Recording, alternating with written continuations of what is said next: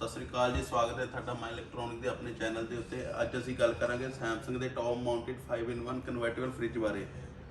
आओ असीं देखते हैं कि जिस तरह की सैमसंग के अलग अलग तरीके के अलग अलग फ्लावर पैटर्न के सिल्वर के अपने अलग अलग पैटर्न के फ्रिजां आउंदियां हन। उस तो बाद असीं गल करांगे सैमसंग के 314 लीटर फ्रिज बारे, जो कि अपनी 5-in-1 कन्वर्टेबल के आती है, जिस दे विच तुसीं अपने फ्रिज नूं अलग अलग तरीके 5 मोडां दे उत्ते चला सकते हो। जिवें कि तुसीं देखते हो, तुसीं अपने इत्थे अपने टच पैनल के थ्रू अपने फ्रिज नूं कन्वर्ट कर सकते हो। अगर किते आपां बाहर वगैरह घूमने जा रहे हैं, तुसीं अपने फ्रिज नूं बंद करना है तो तुसीं इसनूं बंद भी कर सकते हो। अगर देखते हैं कि अपन सर्दियों के विच आपां नूं अपने फ्रीजर की लोड़ पैंदी है तो इसनूं तुसीं अपनी प्रॉपर फ्रिज भी बना सकते हो।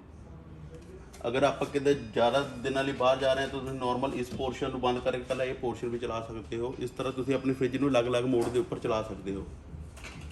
उस तो बाद असीं गल करांगे इसके ट्विन कूलिंग प्लस बारे, जिस दे विच कि इसके फ्रिज के विच 2 पखे लगे हुए हैं, जिसका फायदा सानूं ये मिलता है कि उपर फ्रीजर की कूलिंग फ्रीजर के विच ही घूमती रहिंदी है तो फ्रिज की कूलिंग फ्रिज के विच ही घूमती रहिंदी है। जिसका फायदा सानूं इस विच ये मिलता है कि जिस तरह फ्रिज की कूलिंग फ्रिज के विच ही घूमती रहेगी, इस तरह साडा जिहड़ा फूड हैगा 7 डे तक फ्रैश रहेगा तो उसदे विच मॉइस्चर बनिया रहेगा।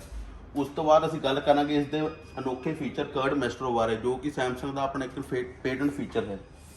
जिवें कि असीं देखते हाँ कि इसके टच पैनल के उत्ते सॉफ्ट थिक सर्व अपने यूज़ के अकॉर्डिंग तुसीं दही नूं जमा के सर्व दे, अगर तुसीं छेती इसनूं सॉफ्ट रखना चाहते हो, थिक करना चाहते हो, सर्व करना चाहते हो, अपने यूज़ के अकॉर्डिंग तुसीं इसनूं चला सकते हो। उस तो बाद असीं गल करांगे इसके कनैक्ट होम इन्वर्टर ते। तुसीं अपनी फ्रिज नूं होम इन्वर्टर ते भी कनैक्ट करके चला सकते हो, जो कि सिर्फ 2 CFL बल्ब के बराबर ही इलैक्ट्रिसिटी साडी कंजप्शन करेगा। उस तो बाद असीं गल करांगे इसके स्टैपलाइजर फ्री ऑपरेशन बारे। जिवें कि नॉर्मल फ्रिज नूं स्टैपलाइजर की लोड़ पैंदी है, सैमसंग की फ्रिज जो कि स्टैपलाइजर फ्री ऑपरेशन वर्क करती है 100 वोट तो लैके 300 वोट तक। उस तो बाद अगर इसकी मैं गल करा, जो कि सैलिंग ग्लोबल नंबर 1 ब्रांड है अपना फ्रिजां दे विच, तुसीं देख सकते हो। उस तो बाद असीं इसकी गल करांगे इसकी स्टार रेटिंग, जो कि 2 स्टार रेटिंग उसके बाद इसकी यूनिट कंजप्शन 258, जो कि पूरे साल की है।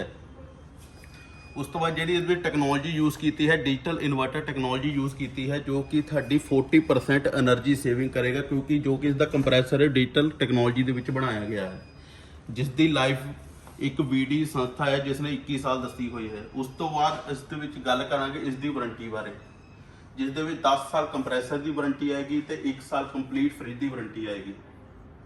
उस तो बाद प्लीज़ साडे चैनल को सबसक्राइब करो, लाइक करो, शेयर करो और कमेंट करो। धन्यवाद।